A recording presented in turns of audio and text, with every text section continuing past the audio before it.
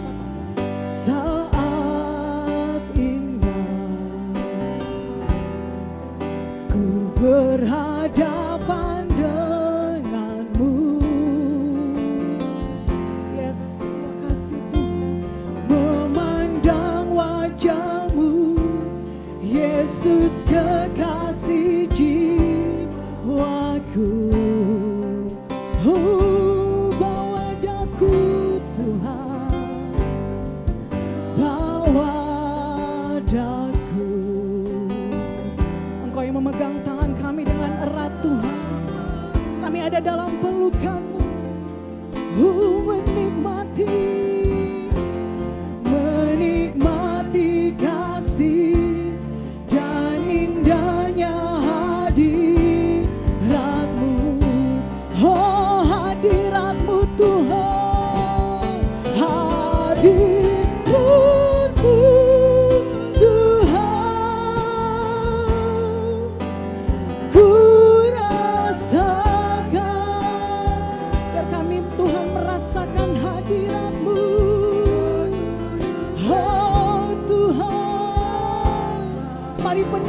setiap kami. Penuhiku, oh, ku rindu selalu diam dalam baitmu, menikmati kasih anugerah-Mu. Mari buka kedua tanganmu Bapak Ibu, angkat pujian ini. Hadirat-Mu Tuhan. Mari nikmati hadirat Tuhan di tempat ini. Kami mau rasakan Kau Tuhan. Yes Lord Jesus, Jesus. Kekudusan-Mu Bapa penuhiku,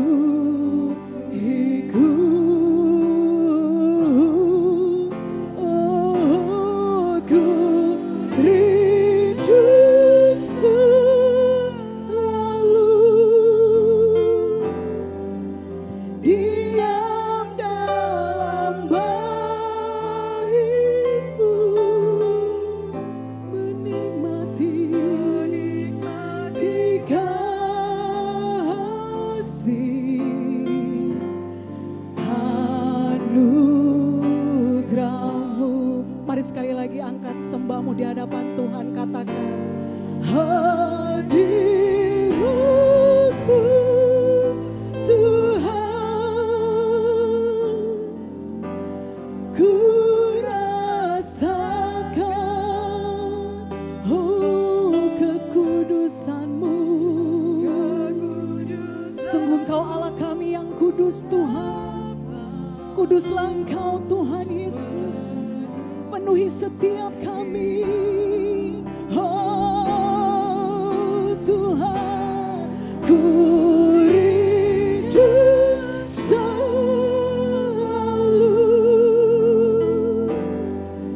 diam dalam baitmu, menikmati kasih. Katakan anugerah-Mu. Oh, mari angkat sembahmu di hadapan Tuhan. Hadirat-Mu Tuhan, oh Jesus, jamah setiap kami. Oh, ku rasakan kekudusan-Mu, kekudusan-Mu Bapa penuhiku, oh, ku rindu selalu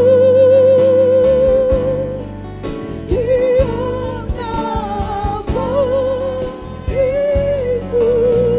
menikmati kasih Tuhan, menikmati kasih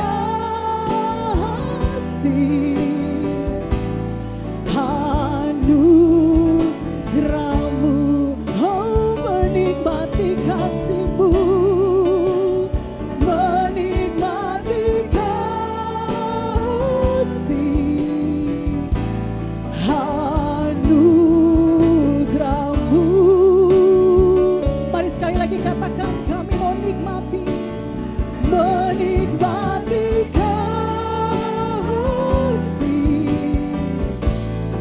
anugerah-Mu.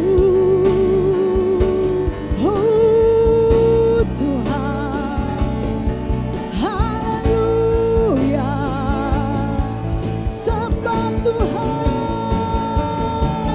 mari nikmati kasih. Mari angkat suaramu sembah Tuhan, haleluya, oh haleluya, nikmati kasih-Mu Tuhan, oh Jesus, haleluya, oh, oh, oh, oh.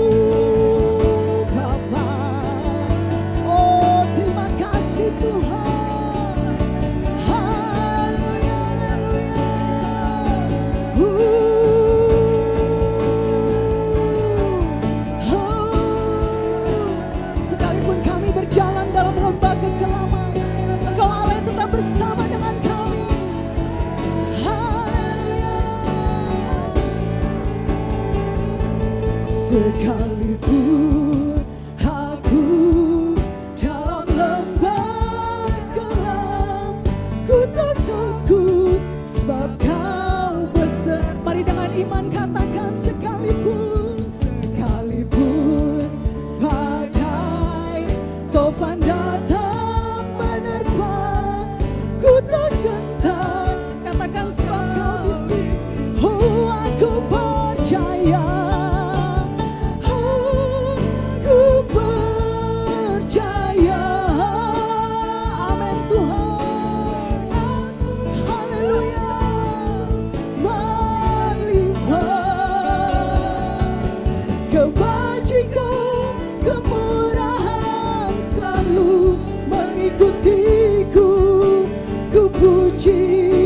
Ku sembah Kau Tuhan. Kami sungguh-sungguh percaya akan Engkau Tuhan. Haleluya. Mari sekali lagi angkat lagu ini, sama-sama katakan. Sekalipun aku dalam lembah gelap, ku tak takut sebab Kau disertaku. Amin Tuhan. Sekalipun badai taufan datang menerpa, ku tak gentar sebab Kau katakan aku percaya. Aku percaya. Yes Lord. Oh haleluya. Melimpah kebajikan, kemurahan selalu mengikutiku. Ku puji, ku sembah, aku percaya. Aku percaya. Berkat-Mu, mari taruh tangan di atas kepalamu. Berkat-Mu melimpah Tuhan. Kebajikan, kemurahan selalu mengikutiku. Ku puji, ku sembah Kau Tuhan. Katakan ku puji, ku puji, ku sembah Kau Tuhan. Sekali lagi, ku puji, ku sembah Kau Tuhan. Sekali lagi sembah Tuhan. Oh Tuhan, kami puji sembah Kau. Oh Yesus, ku nyanyi Hosana. Mari angkat kedua tanganmu Bapak Ibu yang ada di rumah. Kami terus agungkan Tuhan. Yes Jesus, karena hanya Kau yang layak disembah. Oh ku nyanyi Hosana, ku nyanyi. Mari taruh tangan di atas kepala. Yes Jesus, Jesus. Bagi Rajaku yang duduk di tahta, katakan aku muliakan dan ku agungkan. Kaulah yang disembah. Sekali lagi ku nyanyi Hosana. Bagi Rajaku yang duduk di tahta, aku muliakan dan ku agungkan. Kaulah yang disembah. Mari katakan ku agungkan, ku agungkan. Kau Allah yang kami agungkan. Kau yang berkuasa, berkuasa.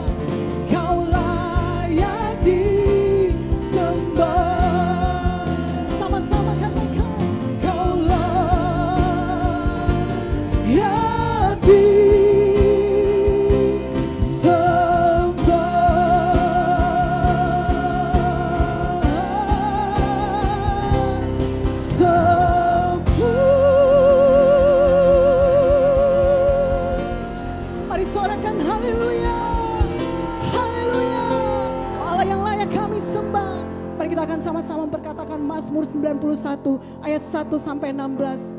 Orang yang duduk dalam lindungan yang maha tinggi dan bermalam dalam naungan yang maha kuasa akan berkata kepada Tuhan, tempat perlindunganku dan kubu pertahananku, Allahku yang kupercayai. Sungguh dialah yang akan melepaskan engkau dari jerat penangkap burung, dari penyakit sampar yang busuk. Dengan kepaknya ia akan menudungi engkau, di bawah sayapnya engkau akan berlindung. Kesetiaannya ialah perisai dan pagar tembok. Engkau tahu saat takut terhadap kedahsyatan malam, terhadap panah yang terbang di waktu siang, terhadap penyakit sampar yang berjalan di dalam gelap, terhadap penyakit menular yang mengamuk di waktu petang. Walau 1000 rebah di sisimu dan 10.000 di sebelah kananmu, tetapi itu tidak akan menimpamu. Engkau hanya menontonnya dengan matamu sendiri dan melihat pembalasan terhadap orang-orang fasik. Sebab Tuhan ialah tempat perlindunganmu, yang maha tinggi telah kau buat tempat perteduhanmu. Malapetaka tidak akan menimpa kamu, dan tulah tidak akan mendekat kepada kemahmu. Sebab malaikat-malaikatnya akan diperintahkannya kepadamu untuk menjaga engkau di segala jalanmu. Mereka akan menatang engkau di atas tangannya, supaya kakimu jangan terantuk kepada batu. Singa dan ular tedung akan kau langkahi. Engkau akan menginjak anak singa dan ular naga. Sungguh hatinya melekat kepadaku, maka aku akan meluputkannya. Aku akan membentenginya, sebab ia mengenal namaku. Bila ia berseru kepadaku, aku akan menjawab. Aku akan menyertai dia dalam kesesakan. Aku akan meluputkannya dan memuliakannya. Dengan panjang umur akan kukenyangkan dia, dan akan kuperlihatkan kepadanya keselamatan daripadaku. Haleluya, haleluya, haleluya. Kami bersyukur Tuhan, Engkau tempat perlindungan kami, Engkau sumber pertolongan kami. Terima kasih ya Tuhan Yesus. Kami percaya Tuhan Yesus hari-hari ini Bapa, kami tidak akan gentar, kami tidak khawatir, sebab Engkau Allah yang terus bersama-sama dengan kami. Kami siap memuji-Mu, kami siap bersorak bagi nama-Mu Tuhan Yesus. Terima kasih ya Bapa, terpujilah nama-Mu Tuhan. Mari kita semua yang siap memuji Tuhan, sama-sama katakan amin. Haleluya. Haleluya. Mari sama-sama katakan haleluya. Sekali lagi haleluya. Karena segala puji syukur kita hanya berikan kepada Tuhan yang memberikan kekuatan bagi setiap kita yang percaya, katakan amin. Mari kita angkat pujian ini di hadapan Tuhan. Tepuk tangan yang paling meriah bagi Tuhan.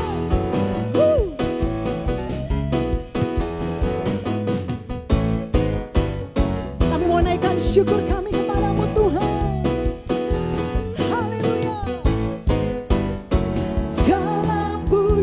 Syukur hanya bagimu Tuhan, sebab Kau yang layak dipuja. Kami mau bersorak, tinggikan nama-Mu. Katakan haleluya.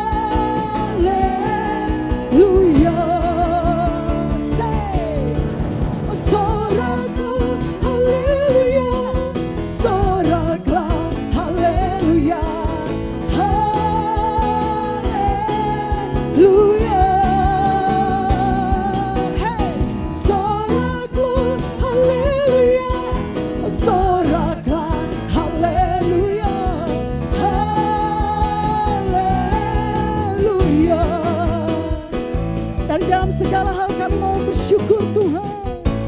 Mari angkat pujian ini. Haleluya.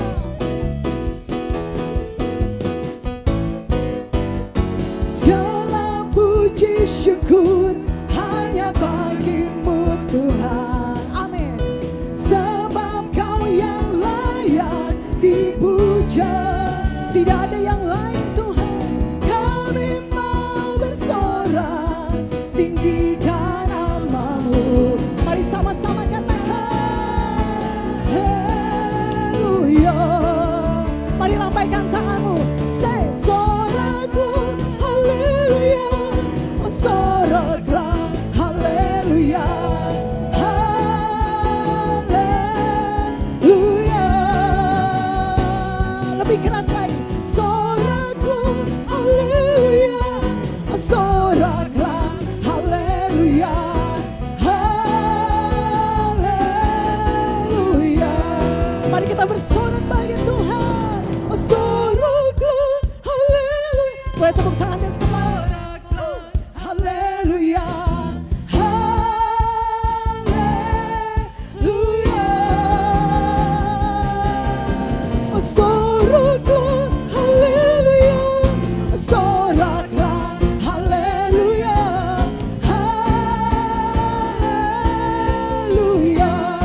Mari sekali lagi katakan soraklah, soraklah, haleluya, soraklah, haleluya, haleluya,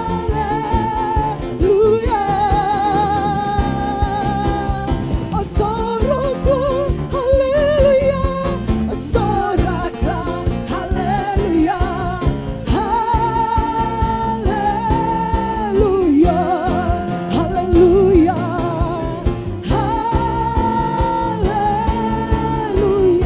Mari sekali lagi bersorak bagi Tuhan. Haleluya. Bersorak bagi namanya. Katakan haleluya. Saya percaya yang sakit disembuhkan, yang lemah dikuatkan, yang punya masalah Tuhanlah yang beri jalan keluar bagi setiap kita. Mari kita buka tangan kita di hadapan Tuhan. Oh haleluya Tuhan Yesus. Mari kita angkat pujian ini di hadapan Tuhan. Sujud di altarnya, ku bawa hidupku. Mari terima anugerah Tuhan. Anugerahnya diampuniku dan bebaskanku. Yang ubah hidupku. Kau yang baru setiap kali Tuhan.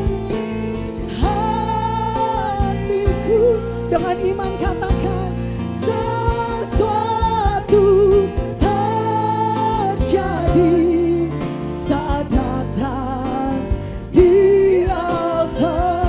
Oh mujizat terjadi, mujizat katakan kesembuhan terjadi, kesembuhan, pemulihan terjadi Tuhan, pemulihan, pemulihan, dan sesuatu terjadi, sesuatu terjadi saat datang di altarnya. Dan kami siap menerima Tuhan berkat firman-Mu atas setiap kami. Bapa, terpujilah nama-Mu di dalam nama Tuhan Yesus. Mari sama-sama katakan amin, amin, amin.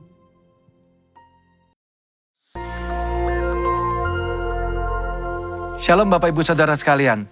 Hari ini kita akan membahas tentang ibadah online dan ibadah offline. Pandemi COVID-19 yang terjadi di tahun 2020 telah membawa begitu banyak perubahan dalam kehidupan kita semua. Cara kita belajar berubah, cara kita bekerja sekarang juga harus berubah. Begitu juga dengan cara kita hidup, semuanya telah berubah. Termasuk bagaimana cara gereja menjalankan ibadahnya hari-hari ini. Gereja berpindah dari ibadah offline menjadi ibadah online untuk menyikapi situasi yang sedang berkembang. Pertanyaannya, apakah ibadah online itu sesuai dengan firman Tuhan atau tidak? Untuk itu, mari kita belajar tentang apa itu gereja. Dalam Matius 16 ayat yang ke-18, firman Tuhan berkata, "Dan aku berkata kepadamu, engkau adalah Petrus, dan di atas batu karang ini, aku akan mendirikan jemaatku, dan alam maut tidak akan menguasainya." Kata jemaat di sini diambil dari bahasa asli yaitu eklesia. Ek artinya keluar dan kalein artinya memanggil. Eklesia, Tuhan memanggil umatnya dari dalam dunia untuk masuk ke dalam kerajaan Allah. Dari pengertian ini kita bisa mendapati pemahaman bahwa gereja itu bukan bicara soal gedung, tempat, organisasi, dan lain sebagainya. Tapi gereja berbicara tentang orang-orang yang ada di dalamnya. Gereja adalah perkumpulan orang-orang kudus yang menerima keselamatan lewat pengorbanan Yesus di kayu salib, yang percaya bahwa Yesus adalah Tuhan, penuh dengan Roh Kudus dan hidupnya sesuai dengan firman Tuhan. Itulah gereja yang sesungguhnya. Dan kita adalah gereja. Ya, Anda adalah gereja. Kitalah semua gereja yang sesungguhnya. Sekarang bagaimana dengan ibadah online? Apakah ibadah online itu Tuhan berkenan atasnya? Apakah Tuhan menyertai ibadah online? Apakah ibadah online adalah sesuatu yang sah dan benar untuk kita lakukan? Jawabannya tentu saja iya. Tuhan pasti menyertai ibadah online. Tuhan hadir di dalam ibadah online. Dan ibadah online adalah ibadah yang sah dan boleh kita lakukan. Apa dasarnya? Ingat, gereja bukan bicara soal gedung, tempat, dan organisasi. Tapi gereja berbicara tentang orang-orang yang ada di dalamnya. Bagi sebagian orang, mereka merasa bahwa beribadah online rasanya berbeda dengan pada waktu ibadah offline. Tentu saja Bapak Ibu Saudara, berkumpul bersama dengan 100 orang rasanya pasti berbeda dengan berkumpul bersama 2 atau 3 orang seperti yang sedang kita lakukan sekarang. Tapi ingat, jangan pakai perasaan. Datang kepada Tuhan pakai iman, jangan pakai perasaan. Yohanes 4 ayat 23-24 firman Tuhan berkata seperti ini. Tetapi saatnya akan datang dan sudah tiba sekarang, bahwa penyembah-penyembah benar akan menyembah Bapa dalam roh dan kebenaran, sebab Bapa menghendaki penyembah-penyembah demikian. Allah itu roh, dan barang siapa menyembah Dia harus menyembahnya dalam roh dan kebenaran. Dikatakan bahwa kita itu menyembah Tuhan yang adalah roh. Roh itu tidak bisa dibatasi oleh ruang dan waktu. Artinya, ibadah kita juga seharusnya tidak dibatasi oleh ruang dan waktu. Kenapa? Karena Tuhan bisa datang kapanpun, dimanapun, dan dengan cara apapun. Tuhan adalah pribadi yang tidak bisa dibatasi oleh ruang, waktu, dan tempat. Begitu juga seharusnya dengan ibadah-ibadah kita. Apakah masih ingat peristiwa pencurahan Roh Kudus di zaman para rasul? Mereka tidak punya gedung yang bagus, mereka tidak berkumpul di tempat yang mewah, mereka tidak punya peralatan sound system seperti yang kita miliki sekarang. Tetapi lihat apa yang terjadi pada waktu mereka berkumpul bersama-sama sebagai sebuah gereja, unity di sana. Tuhan melepaskan, mencurahkan rohnya atas mereka semua. Yang paling penting adalah esensinya. Bukan caranya. Ibadah secara online adalah cara untuk kita melakukan sesuatu dalam menyikapi situasi yang ada hari-hari ini. Tetapi yang tidak boleh berubah adalah esensi daripada ibadah itu sendiri. Apa esensi dari sebuah ibadah? Tuhanlah yang menjadi pusat dari semua yang kita lakukan pada waktu ibadah itu berlangsung. Cara bisa berubah, cara hari ini bisa berbeda dengan cara tahun yang akan datang.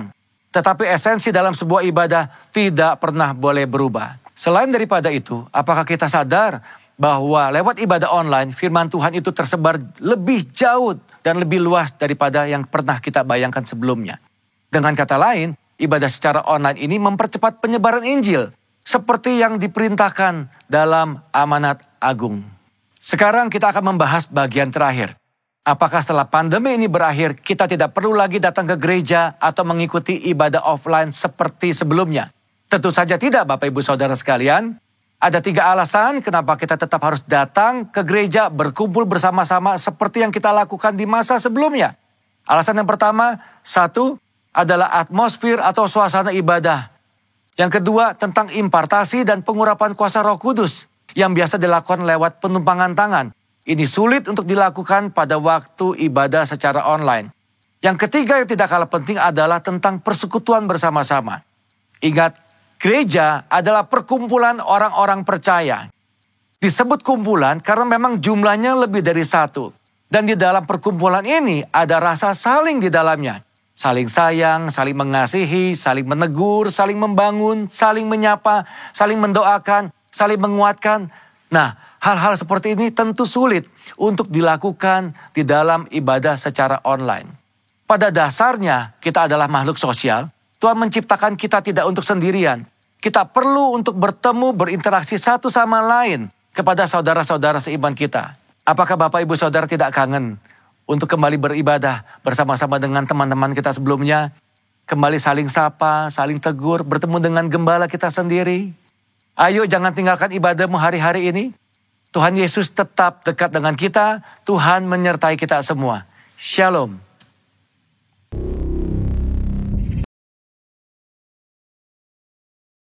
Shalom saudara-saudara, puji nama Tuhan.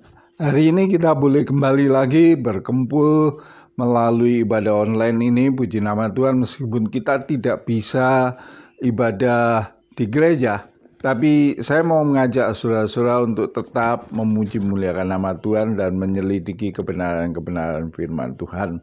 Nah saudara-saudara, kalau pada minggu lalu saya berbicara tentang mendatangkan hadirat Tuhan. Salah satunya adalah mau dipimpin oleh Roh. Nah, saya pada pagi hari ini akan terus membicarakan tentang dipimpin oleh Roh. Kita buka terlebih dahulu Alkitab kita dalam Roma pasal yang ke-8 ayat yang ke-14. Di sana dikatakan, semua orang yang dipimpin Roh adalah anak Allah. Nah, saudara-saudara, kehidupan manusia terdiri dari daging, jiwa, dan roh. Ya, dari tubuh, jiwa, dan roh.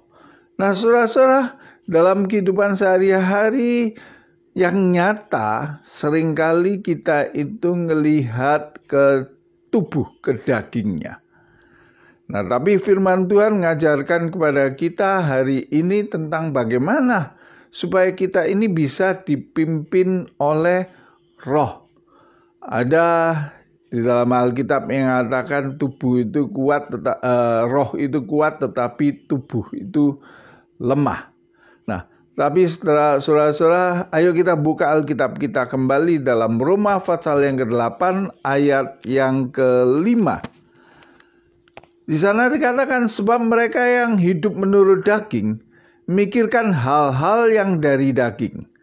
Mereka yang hidup menurut roh memikirkan hal-hal yang dari roh. Jadi jelas sekali di sini dikatakan bahwa mereka yang hidup menurut daging memikirkan hal-hal yang dari daging. Saudara-saudara, bagaimana kita bisa dipimpin oleh roh?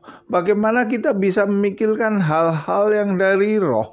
Pada waktu hidup kita senantiasa ngikutin daging. Tubuh ini yang lebih nyata. Nah, saudara-saudara, mungkin kita ngomong, aku sudah penuh dengan roh, aku sudah bisa bicara bahasa roh, segala macam, saudara-saudara. Tapi kenyataan dalam kehidupan yang nyata, hari ini lebih banyak daging yang keluar dari kehidupan kita. Nah, apa sih pikiran daging itu?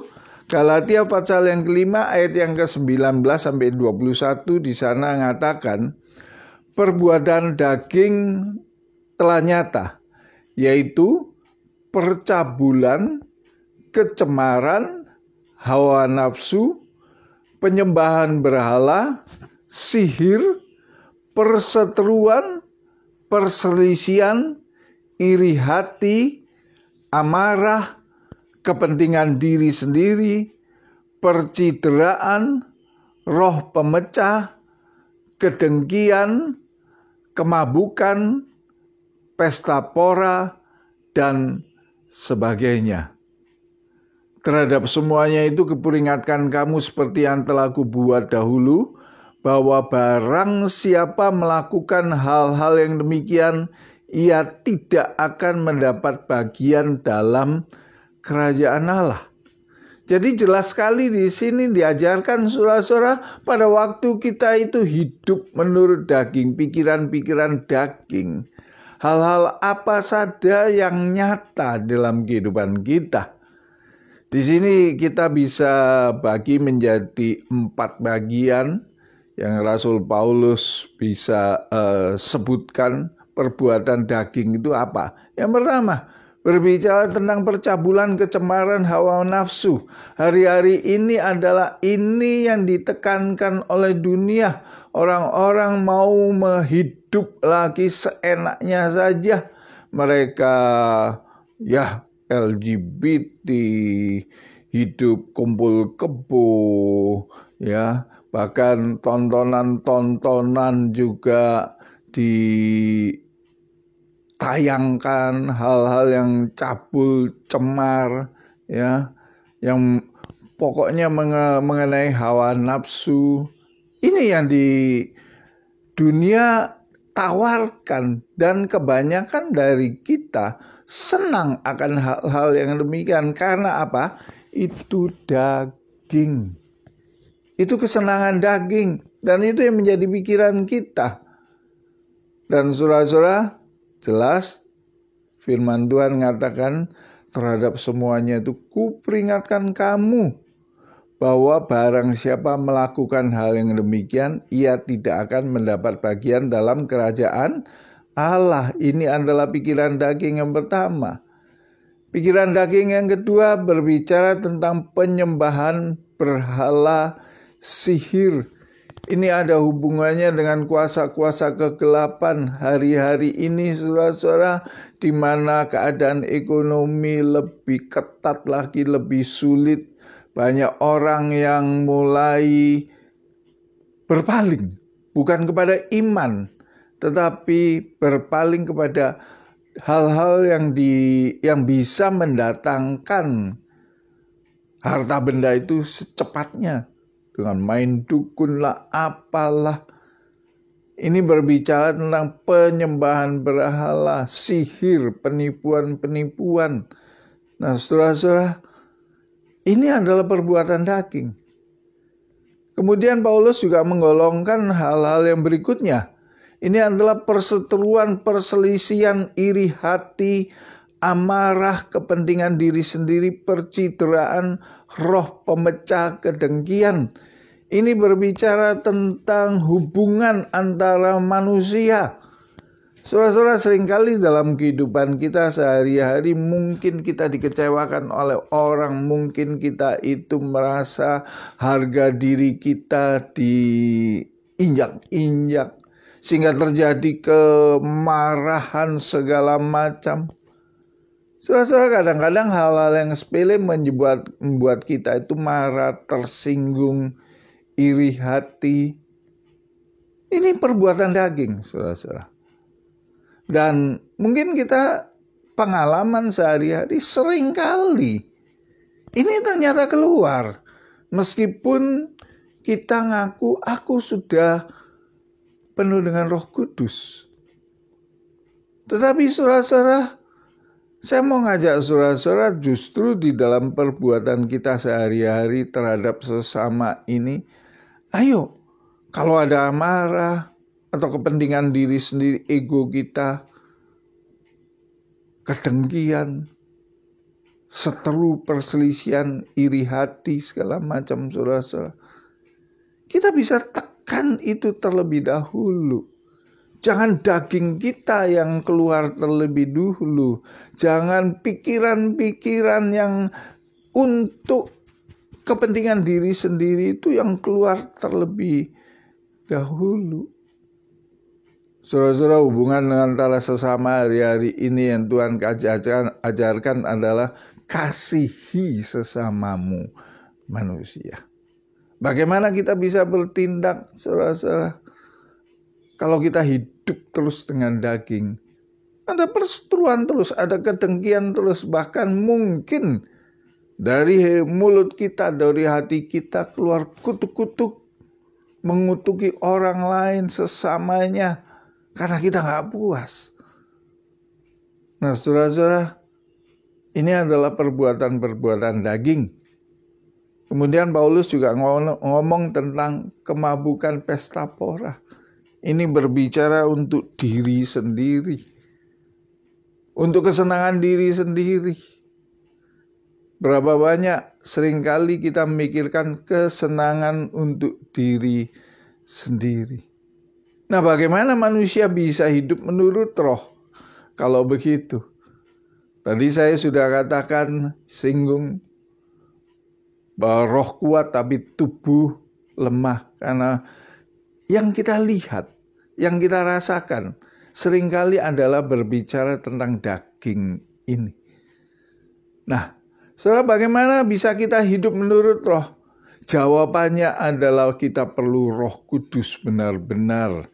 Roh Kudus di dalam kehidupan kita. Roh Kudus yang memimpin kehidupan kita. Kisah Para Rasul 1 ayat yang 8 jelas sekali dikatakan, kamu akan menerima kuasa kalau Roh Kudus turun ke atas kamu. Dan kamu akan menjadi saksi bagiku di Yerusalem, di Yudea, di Samaria, dan sampai ke ujung bumi.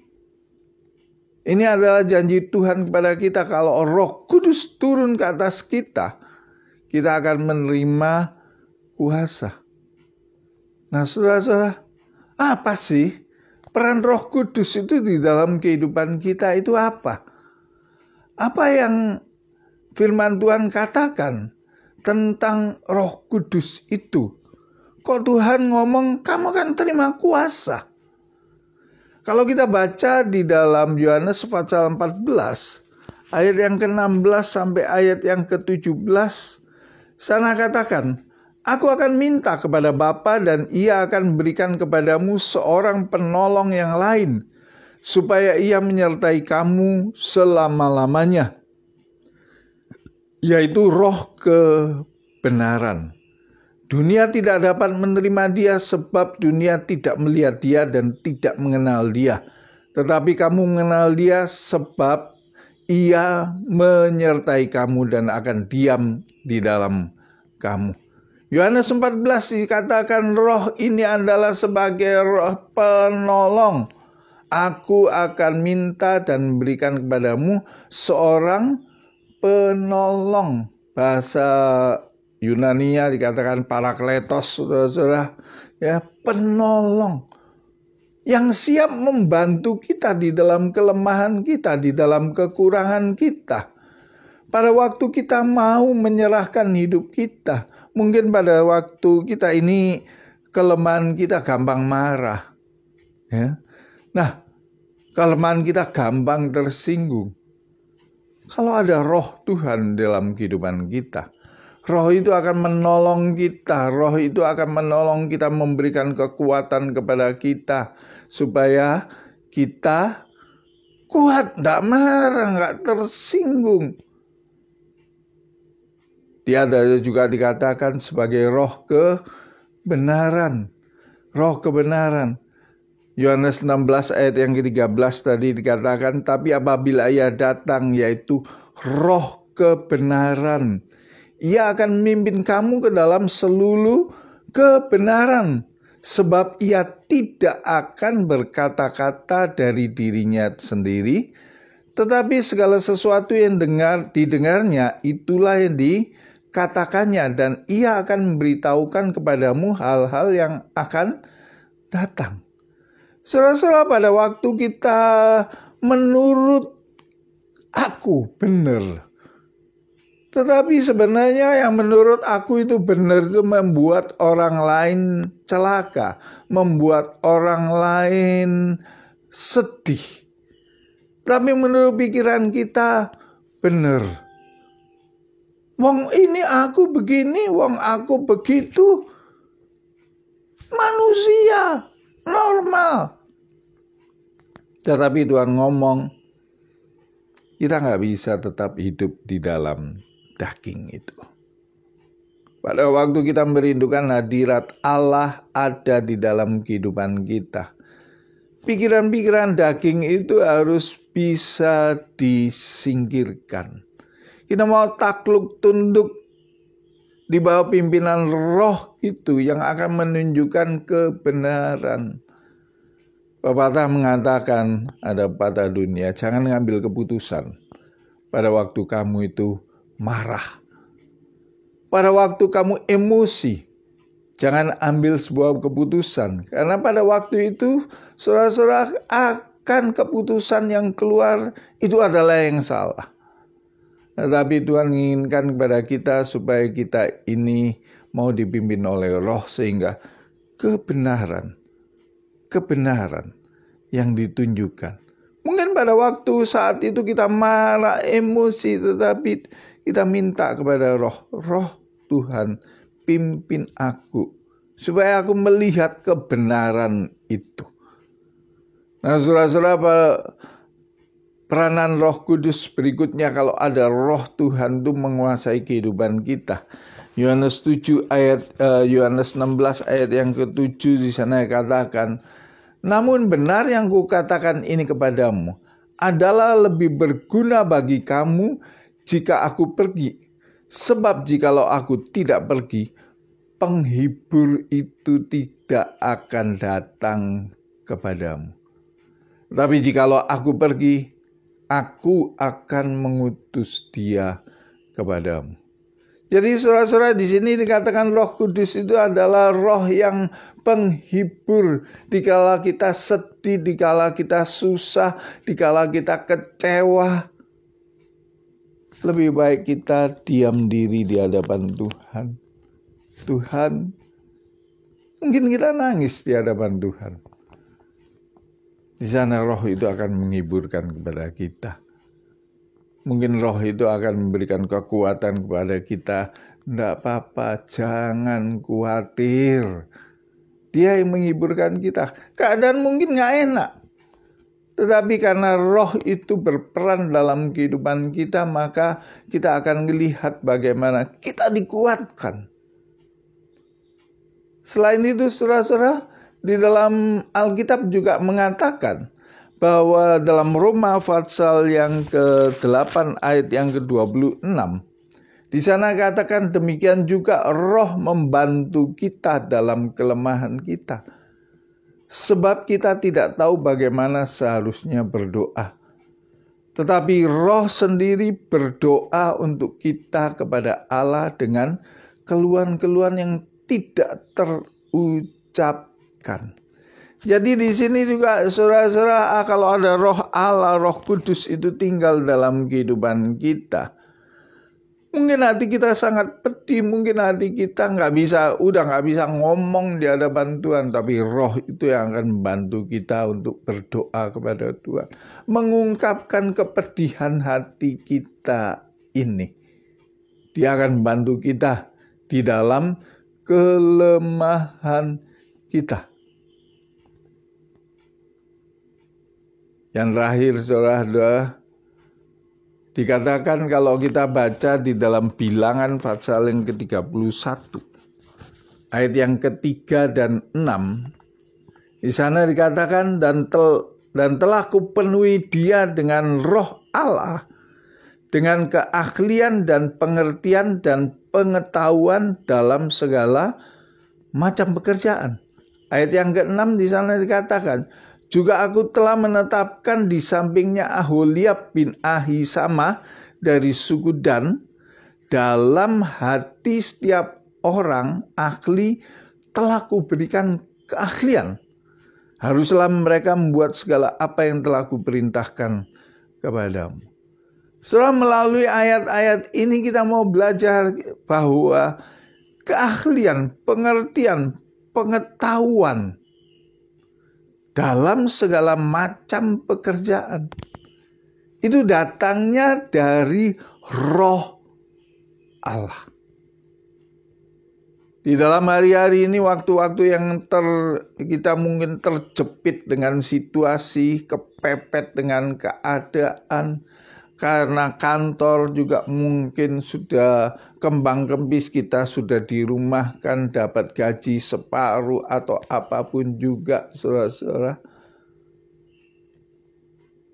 Saya yakin dan percaya, saudara-saudara, kalau ada Roh Kudus di dalam kehidupan kita yang memimpin kita, Roh itu akan memberikan keahlian kepada kita, pengertian, pengetahuan. Hari-hari ini banyak ibu-ibu yang saya lihat mulai tadinya nggak bisa masak, sekarang bisa masak. Mulai jual makanan jadi, ya, diberikan hikmat, pengetahuan.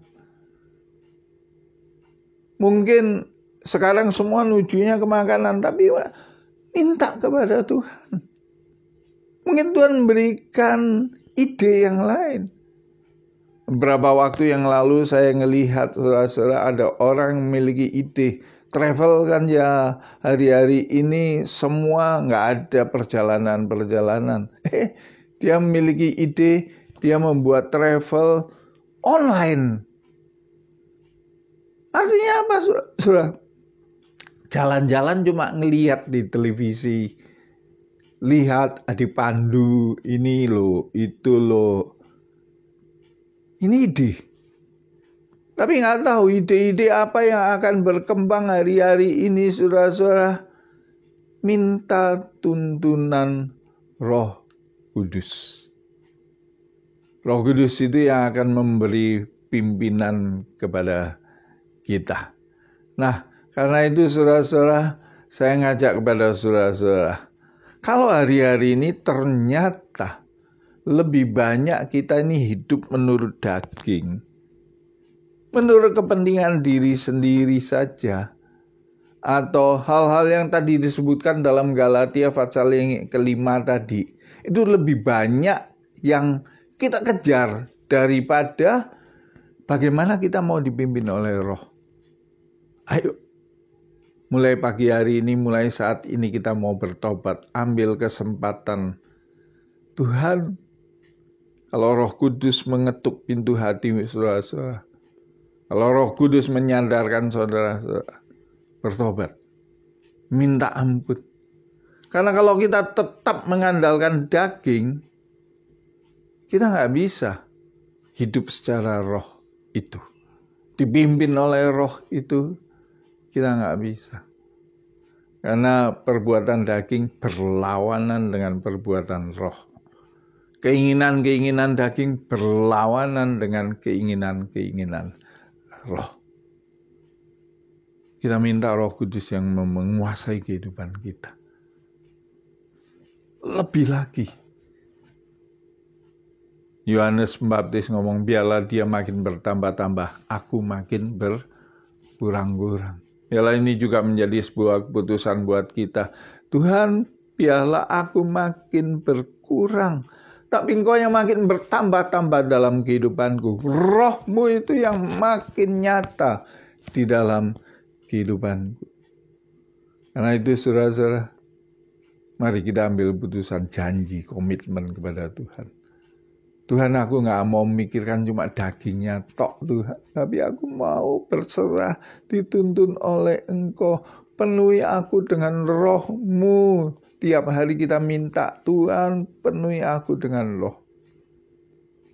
Mari saudara-saudara mau ambil keputusan hari ini untuk meninggalkan dagingmu, mematikan dagingmu. Mau dipimpin oleh roh. Saudara angkat tangan saudara-saudara, saya akan berdoa untuk saudara-saudara. Tuhan, Kau lihat tangan-tangan yang terangkat Tuhan. Kau tahu kelemahan mereka. Kau tahu Tuhan apa yang mereka lakukan selama ini Tuhan. Ampuni Tuhan. Ampuni Tuhan. Biarlah Roh-Mu sendiri yang bekerja mengubahkan kehidupan anak-anak-Mu ini Tuhan.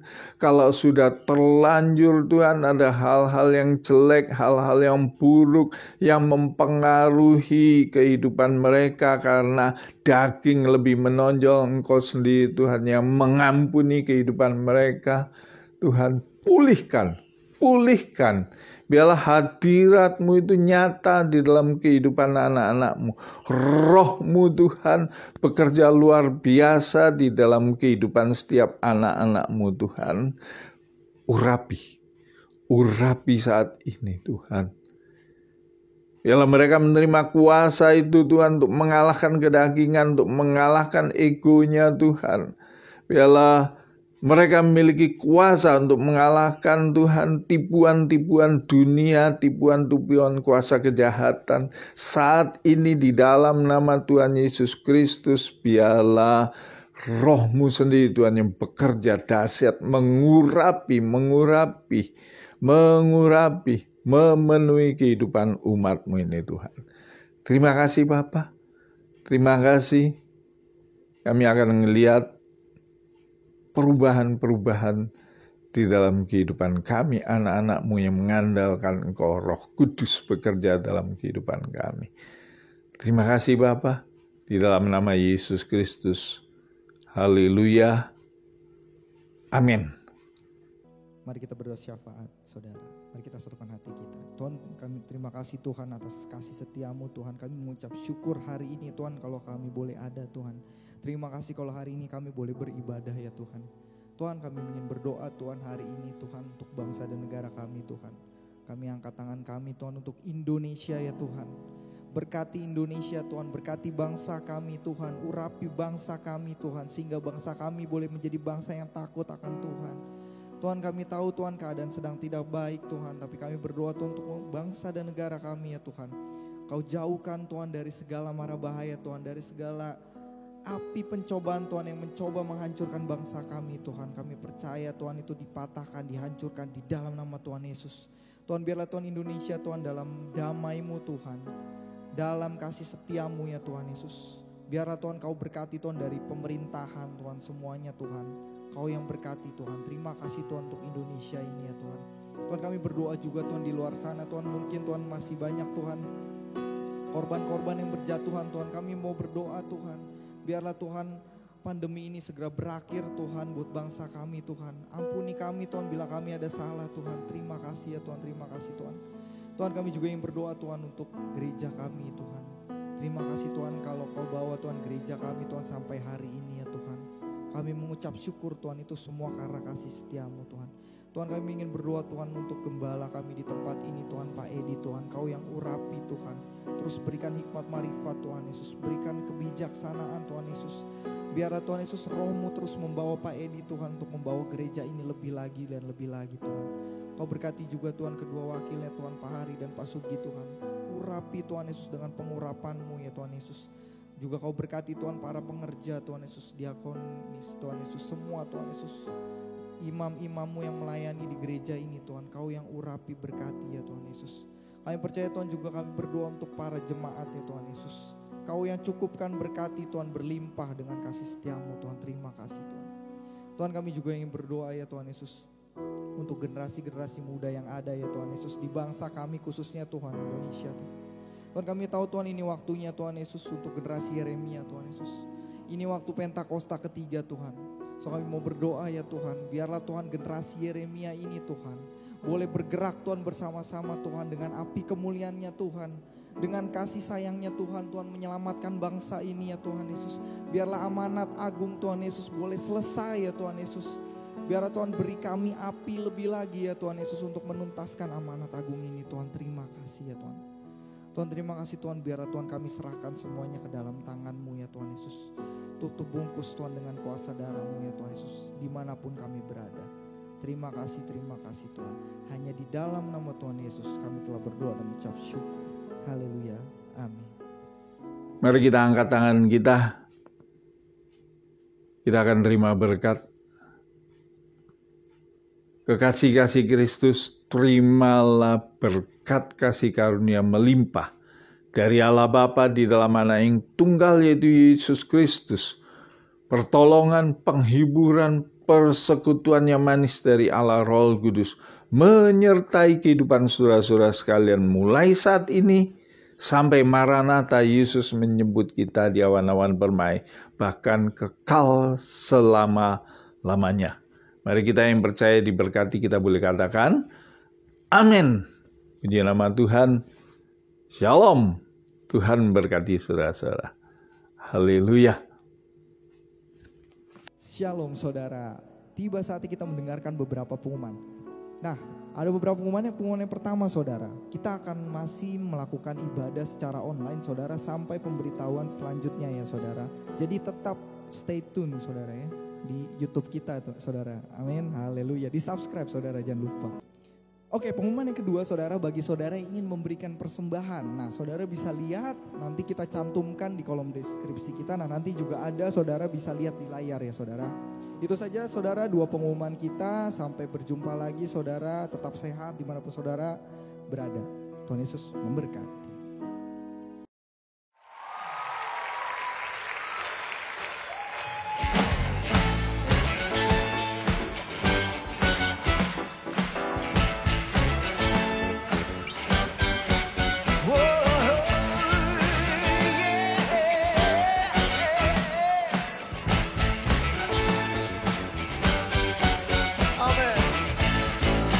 Sama-sama.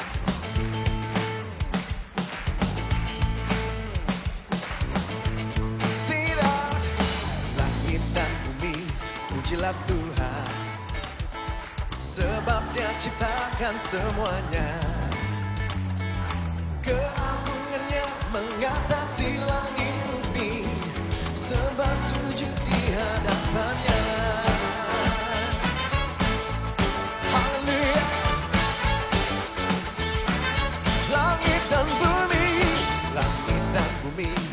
Pujilah Tuhan,